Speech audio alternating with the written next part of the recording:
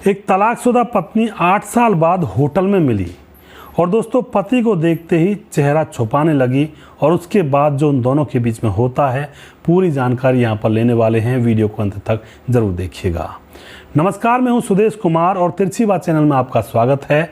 यह घटना अहमदाबाद की है जहाँ पर रंजीत नाम का लड़का रहता है। रंजीत की शादी 2014 में हुई थी। पत्नी का नाम गौरी था। पत्नी दुल्हन बनकर अपने पति रंजीत के साथ ससुराल आती है और वहाँ आकर दोस्तों गौरी अपने हिसाब से रहने लगती है।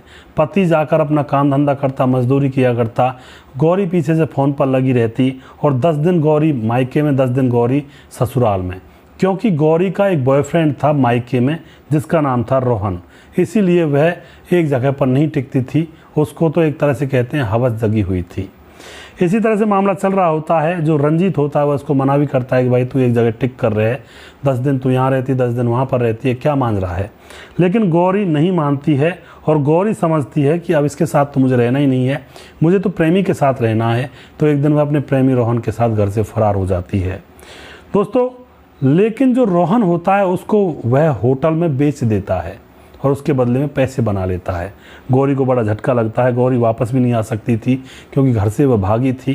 इधर जो गौरी का पति रंजीत होता है वह इसको ऊपर वाले की करनी समझकर सहन कर जाता है।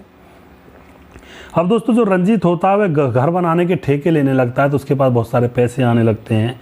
तो एक दिन वह शहर जाता है कोई ठेका लेने के लिए अपने दोस्त के साथ। तो रास्ते में उनको भूख लगती है तो एक होटल में खाना खाने के लिए रुक जाते हैं। वहाँ पर वेटर खाना लेकर आती हैं तो लड़कियां खाना लेकर आया करती थी। होटल वाला कहता है कि रात की मसाज चाहिए, लड़कियां चाहिए, खाना चाहिए। तो वह कहता है कि जो रंजीत होता है कि मुझे कुछ नहीं चाहिए, खाना चाहिए। तो खाना लेकर के उसकी जो पत्नी थी घर से भागी थी जिसका नाम था गौरी, खाने की प्लेट को लेकर वहाँ पर आती है। गौरी की निगाह रंजीत पर पड़ती है तो वह मुँह छुपाने लगती है, लेकिन फिर रंजीत उसको पहचान लेता है और कहता है गौरी तुम यहाँ क्या कर रही हो। दोस्तों अब गौरी जब उसकी तरफ देखती है तो एकदम से सेम दम रह जाती है। उसका दिल जोर से धड़कने लगता है और एकदम से कहती है मुझे माफ़ कर दो और रोने लगती है। और इधर उसका पति कहता है कि रोहन कहाँ जिसके साथ तुम भागी थी। तो वह कहती है रोहन तो मुझे यहाँ पर बेच कर चला गया। गौरी कहती है कि आप इतने दुबले पतले कैसे लग रहे हो। तो जो रंजीत होता है वह कहता है कि मैं बीमार हूँ और काम मुझे ज़्यादा करना पड़ता है इसलिए बीमार हूँ, तो इसलिए दुबला पतला हूँ। रंजीत वहाँ से जाने लगता है लेकिन गौरी उसके पाँव पकड़ लेती है और कह देती है मुझे साथ ले चलो, मुझसे गलती हो गई। जो रंजीत होता है वह कहता है मैं पहले माँ बाप से बात करता हूँ और वह माँ बाप से फ़ोन पर बात करता है कि गौरी मिली है, वह आना चाहती है, क्या उसको ला सकता हूँ मैं। माँ बाप कह देते हैं कि गलती हो गई सो हो गई, तो इसको ले आ, अब तो घर बसा लेगी। अगर भागे ना, किसी और से प्यार दोबारा ना करे तो लेकर आना।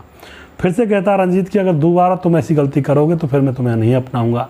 गौरी कहती है कि मैंने इन 7 सालों में पूरी दुनिया देखी है और मैं आज के बाद ऐसी कभी गलती ना करूंगी। मेरा खुद का घर मेरा स्वर्ग है और मैं इधर उधर घूमती फिरती थी मज़े के चक्कर में। तो यहाँ पर दोनों पति पत्नी लिपट कर रोने लगते हैं और दोनों एक साथ ही अपने घर जाते हैं। वहाँ जाकर वे प्यार से रहने लगते हैं और गौरी अब अपने सास ससुर की अच्छी तरह से सेवा करती है और किसी भी काम को पीछे के लिए पेंडिंग नहीं करती है, ना ही वह किसी से फ़ोन पर उलझुल बातें करती है। अपने पति के साथ रहती है, उसका ख्याल रखती है, खाने पीने का, उसको दवाई वगैरह दिलाती क्योंकि वह बीमार चल रहा था। कुछ दिन के बाद रंजीत ठीक हो जाता है और अब पति पत्नी स्वस्थ होकर एक साथ रहने लगते हैं। तो इस तरह की घटनाएं हो जाती समाज के अंदर दोस्तों। कई तरह के लोग होते हैं।